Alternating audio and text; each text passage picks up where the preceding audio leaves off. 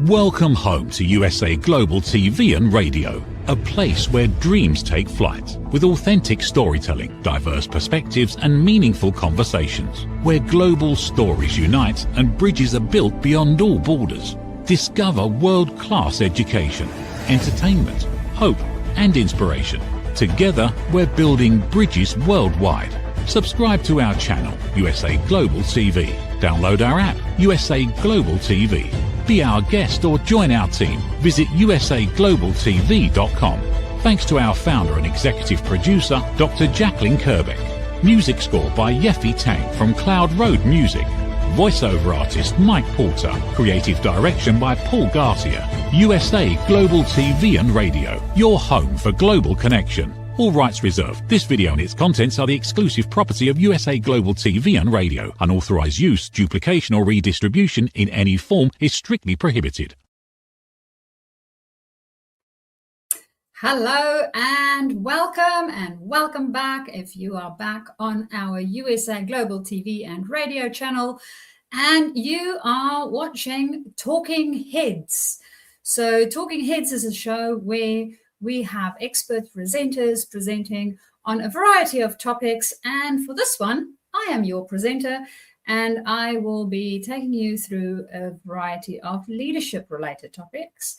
And for today, we are specifically looking at communication. So with that said, who am I? For those of you that are joining us for the very, very first time, my name is Mariska du Preez. I am coming to you all the way from Australia. So wherever you are in the world, good morning, good evening, or good afternoon. And I am so happy to have you here and know that you also want to show up as the best leader you can be for your team and those around you. So whether you have a physical team, whether the team consists of just you and another person, or whether you are only leading yourself. It doesn't really matter. We are all leaders in some way, shape, or form in our life. And communication is, as you might have noticed as you progress throughout life, a fairly important part of us being able to convey information to other human beings, convey emotional states, values, and all the rest of the things that comes within the communication space to make sure that we understand each other and we can build something together that is growing and generative in its formation. So with that being said, we are looking at three different things within our communication and conversation space and making sure that we can really have impactful conversations, because we can have boring conversations. I mean, if you meet a person next time, you just ask them, how are you doing? The likely response will be, oh, fine. From time to time, they might break the pattern and say something else. But in generally, people will just comment that they're doing well, good, fine. Oh, life's good. So it doesn't really give us a lot more to work with. So as a leader and within your own conversations and communication, I would love to give you these 3 tips that would help you when you are within conversations to actually level them up. And you can utilize this within your one-on-one conversations. You can definitely utilize them within team spaces, and whether it is at work, at home, or with friends, they are always very, very useful in any scenario. So the very, very first one is emotional intelligence, or our emotional vocabulary. Now, we typically, for most people, have a penthouse in the thinking space, especially the people that I work with, seeing as I work with a lot of specialists that moved into engineering or moved into leadership, such as engineers, or people that moved up in their leadership space. And Well, we do have a tendency to start off with thinking our way through everything. Now, the big thing is, for us as human beings, we aren't only a thinking machine. You are not a PC. You are not AI either, right? You have more than just skills to think. You can also feel. You also have a set of emotions that go with a variety of different interactions that you might encounter. So, what is helpful for us within any conversation is having a bit of a wider variety of emotional words that we can utilize. So, our emotional vocabulary is very, very important. Being able to express emotions other than sad, happy, angry, and frustrated might be good because there's nuance in the way that we might experience things. It also describes the intensity of the emotion. So if I look at frustrated and angry, for example, they are both within the same group of emotions, but they're not exactly the same intensity necessarily. I might get very, very frustrated, but I'm not angry yet. Or I might get really, really angry and want to explode, seeing red, which typically would be a good time to remove myself from any conversation. And that might be due to frustration. It might have built from frustration, but it is a different type of emotion. So it leveled up into something else. And it's good to understand emotions because the better we are equipped to verbalize what type of emotion we might be experiencing ourselves or what type of emotion we might be seeing in the other person, it helps us to navigate them better. And it also helps us to communicate better with the other human being or human beings in our environment. It also helps us to communicate better with ourselves. Because when I know what the emotion is that I am experiencing, I can then have a response accordingly. If I label all my emotions with the same name, it doesn't necessarily give me a big repertoire of different responses that I might be able to actually have depending on what emotion it is that I'm experiencing. So, how is it that we develop emotional vocabulary? Well, one way of doing it is looking at what it is that you are experiencing, right? Now, if you go and do a bit of a Google search, you will find a whole bunch of different templates on emotional vocabulary out there. So I am not going to bore you with all the different words that we have. If you are not sure what emotion you might be experiencing or what the other person might be experiencing because your vocabulary is still a little bit smaller than potentially it can be, I would suggest to go on Google and search for emotional vocabulary types of words, and it will give you lists with different words on them. And then on that list, you can go and identify where you think it is that your emotion might be sitting. It might not be quite anger, it might not be frustration, but it might be something else. It might even be boredom. So understanding what the word is helps us to refine what that emotional experience is for us. It also, as I mentioned earlier, helps us to understand what the other person might be going through. Now, how do we know what the other person might be going through?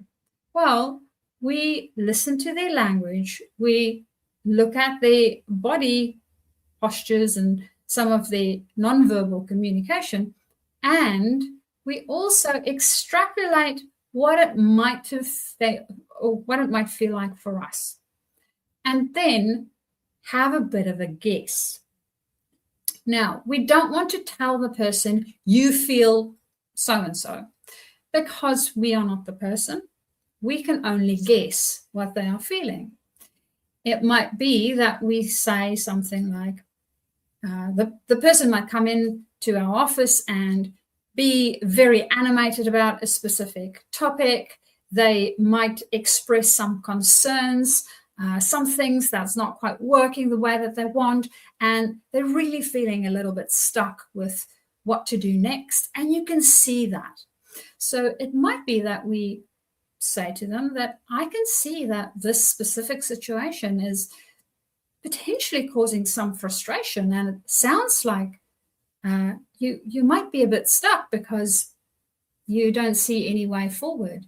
So that's a way in which we can bring emotion into our conversation, helping the other person feel seen and heard while not putting the emotion on top of them.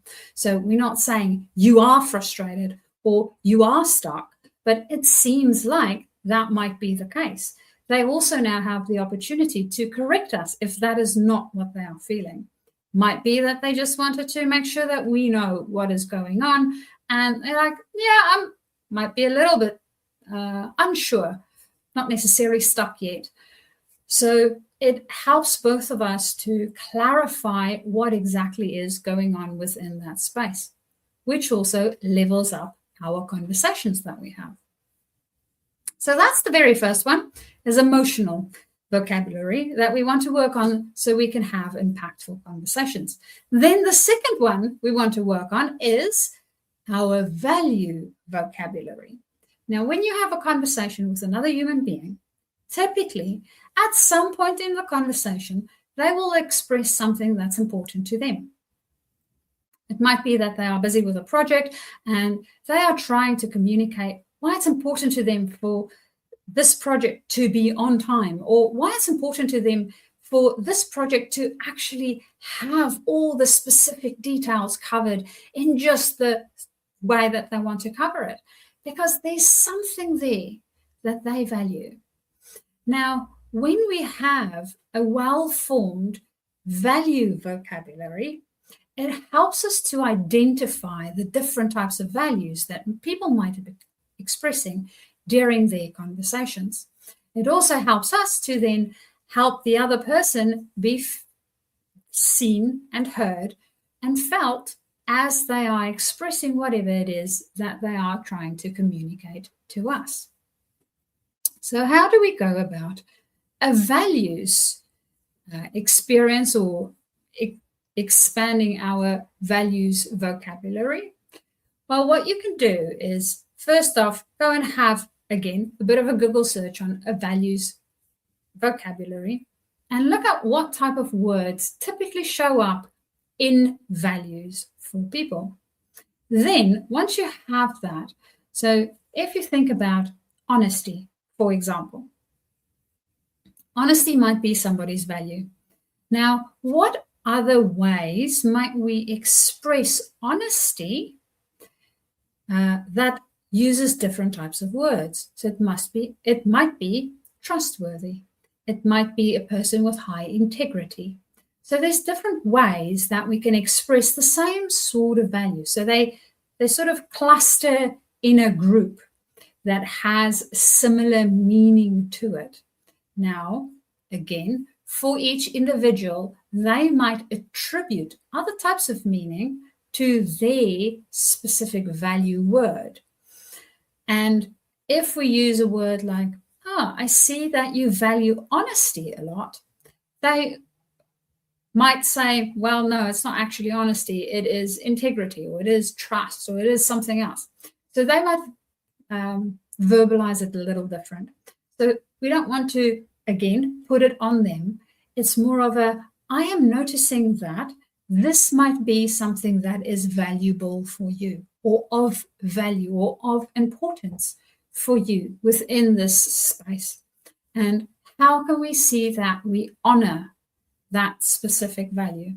Because as you might recall, if you have watched some of my other Talking Heads installments, we do have a tendency to explode when our values are not honored.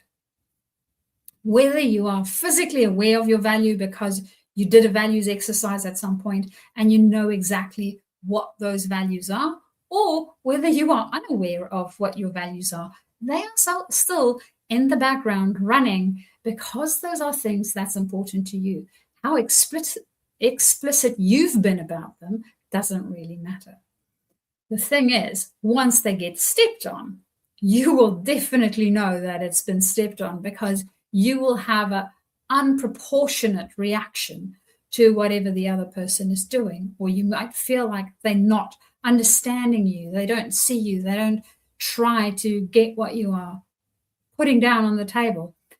Or it might be, if you're on the other side, when you have stepped on somebody's values, you will see a reaction from them, and it might be a little bit more on the anger side of things, or avoidance, depending on how the person handles conflict. So that's our second one, is around looking at our values and our value vocabulary. Now, for a lot of people, when we listen to each other, we don't really listen for values. And this is important. We don't even necessarily listen for emotion.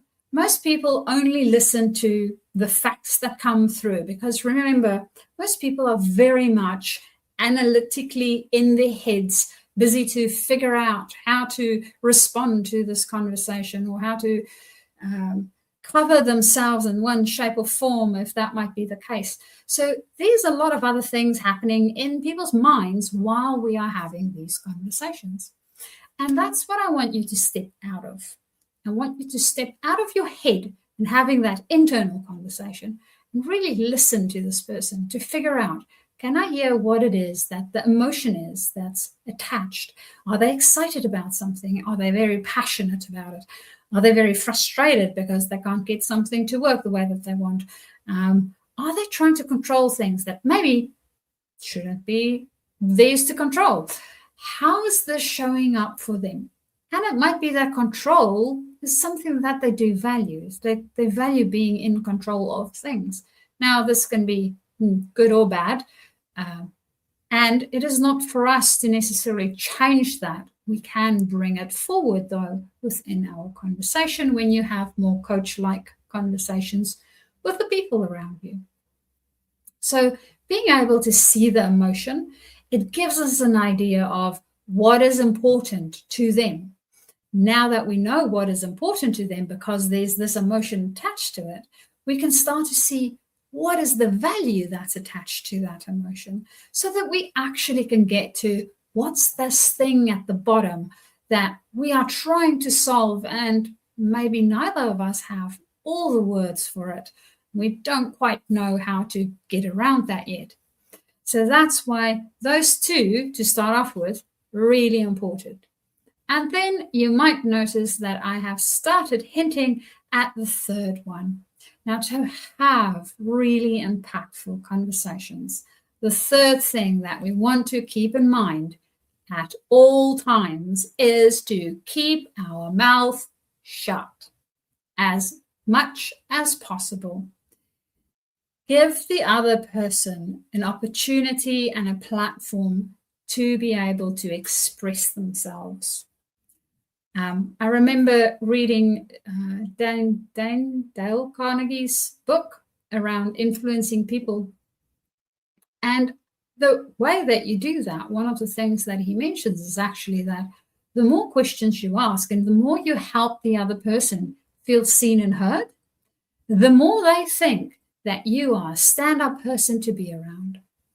And that still applies to this day. So the more we can keep our mouth shut and keep our ears open so that we can listen for the emotions and the values, the better the conversation will become, because now we're helping this other person to feel seen and heard. We are also interested in, or we are having an interest in where their thinking might be going. We want to try and understand what it is that they're saying and why this is important to them. Because if I can figure that out, and if I can help them understand and I can understand it myself, it's a lot easier to start to solve the problem. But if I just want to solve the problem and I don't even know these other things, we might end up solving the problem in really the wrong way, or it might keep coming back. So I don't know about you guys, but I don't like doing things numerous times. To me, it shows that somewhere I missed something. So as an engineer myself, I'm a little bit lazy that way, and I want to get things to work preferably as effectively as possible, as soon and often as possible. And by utilizing our emotional vocabulary as well as our values vocabulary within our conversations, we can do that. Not have these circle conversations, not try to solve a problem that actually wasn't a problem to solve to begin with. We needed to look in a different place. Or even having conflict conversations where they are not necessarily required. It's not that we don't want any challenging type of conversations where we can challenge each other, but we also want to do it in a way where it's generative. And when we can see those emotions as well as the values that's coming into the conversation, and I can promise you, go and listen, really listen to your next conversation that you have. Really listen to the person right in front of you. And you will find there's some form of emotion in there. It might, if you don't see anything that's big, right? It might be very subtle, and it might be something that is such as boredom, right? It's like, yeah, I'm not really interested. Because that also gives you an idea that this isn't as important to them. So we want to go to the thing that is important to them. Because as soon as we have some form of importance, some form of value around the thing that we are discussing, there's life injected in it. Whereas when it's not something that we are interested in, think for yourself. If you were to be at a party and people only talk about things that you don't really care about, will you have a fun time? Most probably not. You'll most probably start to get bored and want to leave. And that's the same for everyone. So we want to ensure that the conversations we have, to make them impactful and to help other people have impactful conversations with us, is to look at those things that can actually bring life into our conversations. Now, whether you are a leader and you need to get your team to work together, great way to do that, understanding what each individual's emotional state as well as value system is so that we can bring them together, or whether you are just leading yourself.